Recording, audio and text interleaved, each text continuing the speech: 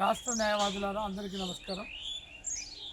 మీ అందరికీ తెలుసు, నా యొక్క నామినేషన్ రిజెక్ట్ చేయటం అనేది జరిగింది. దాంతోపాటు మిగతా 5 గట్టు శ్రీనివాస్ గారు, తర్వాత అల్లం నాగరాజు, సూర్యరేఖ, ఇంకా పద్మారావు అనేటువంటి వ్యక్తుల యొక్క నామినేషన్ కూడా రిజెక్ట్ చేయటం అనేది జరిగింది.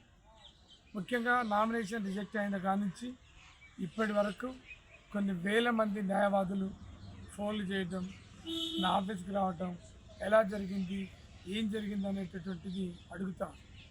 నామినేషన్ నింపేటప్పుడు మనం తప్పు చేసినవా, ఎందుకు నామినేషన్ రిజెక్ట్ అయిందని అడుగుతున్నటువంటి పరిస్థితి.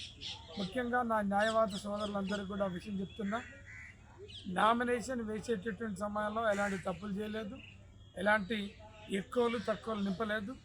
టెక్నికల్ కారణాల వల్ల అది నామినేషన్ అనేటటువంటి రిజెక్ట్ కాలేదు. మీ అందరికీ తెలుసు, ఈ రాష్ట్ర తెలంగాణ బార్ కౌన్సిల్ సంబంధించినటువంటి ఆదాయ వ్యయాలని డిక్లేర్ చేయమని నేను ఫైట్ చేసిన. ఈ రాష్ట్ర బార్ కౌన్సిల్ ఎలక్షన్స్ పెట్టమని చెప్పేసి మరి రిట్ ఫైల్ చేయడం అనేది జరిగింది. ముఖ్యంగా ఈ అడ్వకేట్ వెల్ఫేర్ టికెట్ల వ్యవస్థని రద్దు చేయమని డిమాండ్ చేయడం అనేది జరిగింది. ఈ రకంగా న్యాయవాదులకు సంబంధించినటువంటి అనేక మందిని మీద దాడులు జరుగుతున్నప్పుడు, హత్యలు జరుగుతున్నప్పుడు నిలబడి ఈ రాష్ట్రంలో తెలంగాణ అడ్వకేట్స్ ప్రొటెక్షన్ యాక్ట్ తీసుకురమ్మని ఫైట్ చేయడం జరిగింది. రకరకాల ఇష్యూస్, అడ్వకేట్లకు సంబంధించినటువంటి ఇష్యూస్ మీద పనిచేయటం అనేటువంటి జరుగుతాం.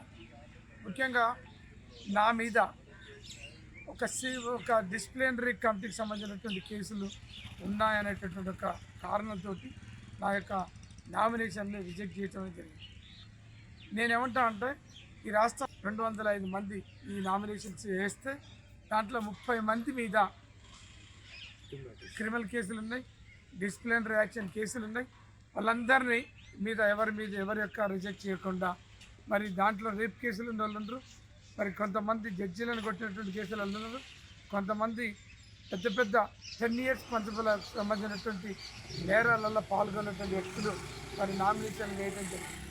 వాళ్ళందరినీ వదిలిపెట్టి నా మీద కావాలని చెప్పేసి నా నామినేషన్ని, నాతో పాటు మిగతా వాళ్ళ యొక్క నామినేషన్ని మరి కావాలని రద్దు చేసినట్టుగా, రిజెక్ట్ చేసినట్టుగా మొత్తం రాష్ట్ర వ్యాప్తంగా అడ్వకేట్లందరూ కూడా మరి చర్చించుకుంటున్నటువంటి పరిస్థితి ఉంది. ముఖ్యంగా ఈ ఎలక్షన్ సంబంధించినటువంటి నోటిఫికేషన్ను రాష్ట్రంలో మరి ఒకటి ఎలక్షన్ కమిటీని అపాయింట్ చేయాలి. హై పవర్ కమిటీ మరి వర్ధన్ జడ్జిమెంట్ ప్రకారంగా సుప్రీంకోర్టు వారు ఏం చేశారంటే, ఈ రాష్ట్రంలో తెలంగాణ బార్ కౌన్సిల్ ఎన్నికలు లేదా ఇతర రాష్ట్రాల బార్ కౌన్సిల్ ఎన్నికలు జరపడం కోసం ఒక హై పవర్డ్ కమిటీని అపాయింట్ చేయడం అనేది జరిగింది. ఆ హై పవర్డ్ కమిటీ యొక్క సమాచారం లేకుండా, పర్మిషన్స్ లేకుండా తెలంగాణ రాష్ట్ర బార్ కౌన్సిల్ మరి సెక్రటరీ డైరెక్ట్గా ఎలాంటి పర్మిషన్ లేకుండా, అనుమతులు లేకుండా ఎలక్షన్ నోటిఫికేషన్ జారీ చేయడం అనేది జరిగింది.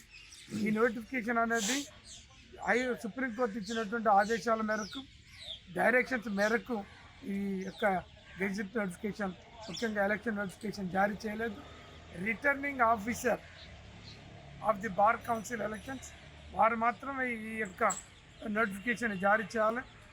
మరి బార్ కౌన్సిల్ సెక్రటరీకి ఏ రకం కూడా మరి లోకస్ లేకుండా, జ్యుడిషియల్ లేకుండా ఎలక్షన్ నోటిఫికేషన్ జారీ చేయడం జరిగింది.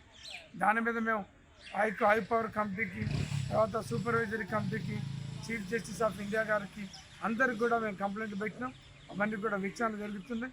ముఖ్యంగా అనేక మంది రాష్ట్ర వ్యాప్తంగా వేల మంది న్యాయవాదులు అందరూ కూడా ఫోన్ చేస్తున్నారు. మేము హైకోర్టులో రిజెక్ట్ చేసినటువంటి ఈ నామినేషన్ మీద సుప్రీంకోర్టులో మేము ఒక స్పెషల్ రిట్ పిటిషన్ ఫైల్ చేయడం అనేది జరిగింది. అది రేపు లేదు ఎల్లుండి లిస్ట్ అవుతుంది.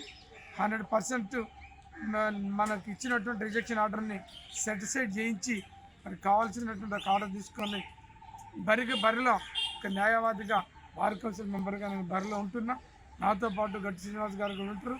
మేము ఈ ఎన్నికలలో పోటీ చేస్తున్నాం. ఎంతోమంది ఎన్నో రకరకాల ఆలోచనలతోటి రకరకాల వ్యవహారాలు చేసినటువంటి అంతా కూడా మీ అందరికీ కూడా తెలుసు. ఏ రకం జరిగింది, ఎందుకు జరిగింది అనేటటువంటి మీ అందరికీ కూడా తెలుసు. ఎన్నికల బరిలో నిలబడుతున్నాం, ఫైట్ చేస్తున్నాం. మీ న్యాయవాదులకు సంబంధించినటువంటి సమస్యల విషయాల్లో ఏ కేసులు పెట్టినా ఏ నామినేషన్లు విత్డ్రా చేసినా వెనుకకు పోయేది లేదు, నిలబడతాం.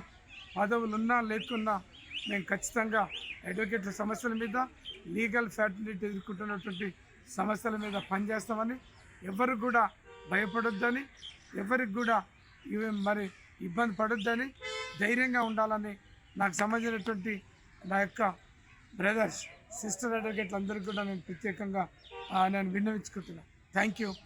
మీ రాపోలు భాస్కర్, హైకోర్టు అడ్వకేట్, హైదరాబాద్.